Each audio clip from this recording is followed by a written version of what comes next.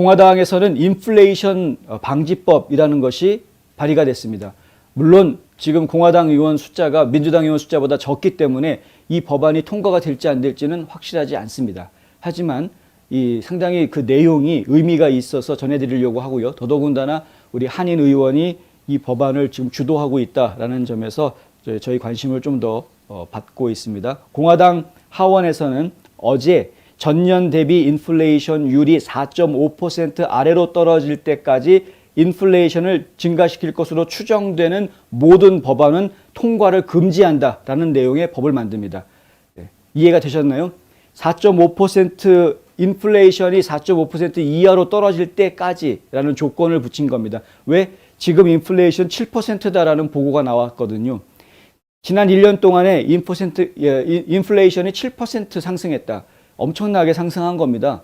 근데 이것을 연준에서는 뭐 2%에서 3%대 사이에 맞추는 것이 목표다라고 이야기를 하고 있습니다만은 하지만 그 목표가 그거다라고 이야기한 건 작년 내내 그렇게 이야기했는데 2% 3% 사이로 맞추겠다라고 목표를 잡았음에도 불구하고 실제로는 지금 7% 물가 상승률을 보이는 상황에 와 있다.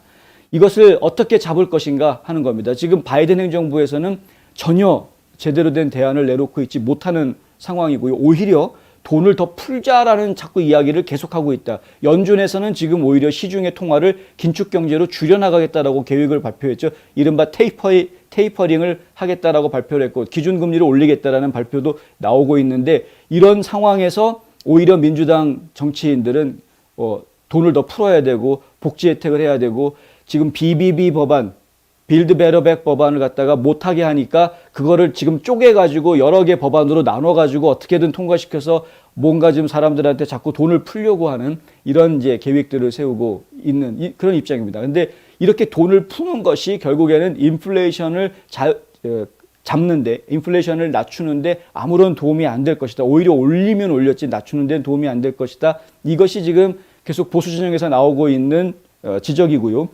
그래서 결국에는 공화당 의원들끼리라도 뭔가 좀 내놔야 되겠다 이렇게 된 겁니다. 통과하든 말든 일단은 국민들한테 이런 방법이 있다는 걸 보여라도 줘야 되겠다라는 것이죠.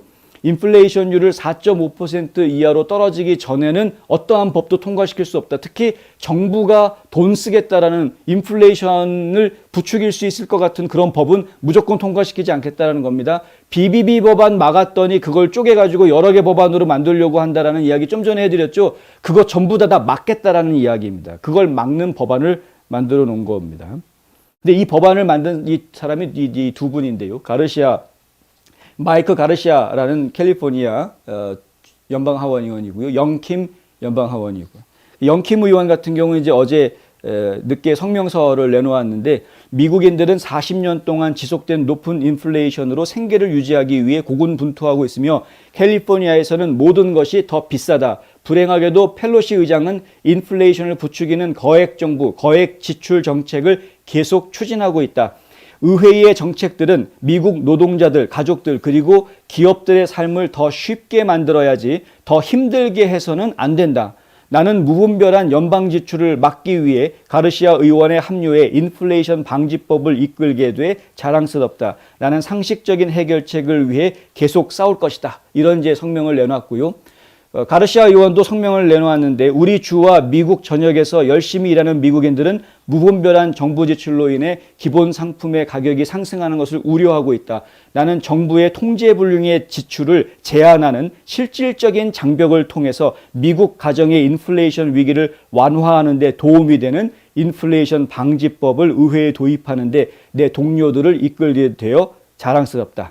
이 중요한 문제에 대한 캘리포니아 동료 영킴 의원의 지지에 감사드린다. 우리는 지금 이것을 끝내고 미국을 정상 궤도에 올려놓아야 한다.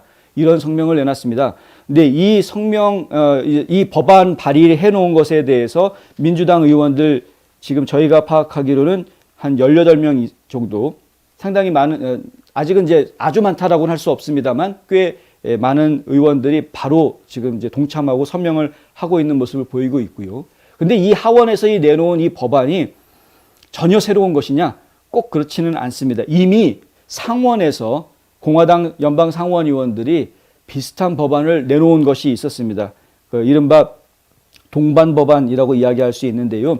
팀 스캇, 그러니까 사우스캐롤라이나주의 팀 스캇 의원하고 또 사우스다코타주의 존 톤 의원, 이 두 상원 의원이 발의를 해서 얼마 전에 연방 상원에서도 이것이 이제 발의가 된 적이 있다. 그러니까 상원과 하원에서 지금 쌍둥이 같이 동반 법안들이 나와 있는 그런 상황이고요. 그럼 서로가 이제 통과시켜서 교차해가지고 다시 통과시키면 이제 법안을 만들 수 있게 되는 것인데, 공화당 의원들의 의지가 이렇다. 인플레이션을 잡기 위해서 정부 지출을 금지하려고 하는, 막으려고 하는 의지를 보여주는데 사실은 의미가 있습니다. 이것이 통과가 될 가능성은 상당히 낮습니다. 현재로서는. 민주당 쪽에서 워낙에 더 다수당 자리를 차지하고 있기 때문에 상원도 하원도 민주당이 똘똘 뭉쳐서 반대하면 통과가 안 되는 그런 상황이기 때문에 그런 것이고요.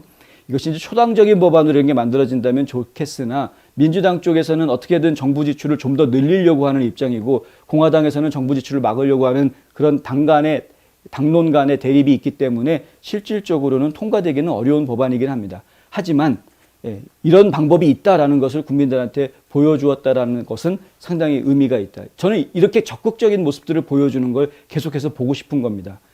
그러니까 좀 수동적으로 끌려다니는 모습 보여주는 게 아니라 아무리 소수당이라고 해도 적극적인 좀 모습을 보여줘야 된다. 당장 올해 이제 중간선거 해가지고 공화당이 다수당이 되면 예전에 이렇게 내놨다가 통과 안 됐던 법안들 다시 내놔가지고 밀어붙이면 되는 거 아닙니까? 그러니까 이제 이런 방법들을 자꾸 국민들한테 보여주면 국민들도 의원들도 이렇게 열심히 뛰고 있다. 우리가 계속 할 수 있다, 할 수 있다. 이런 이제 분위기를 계속 지탱해 나가지 않겠느냐 이런 것이죠.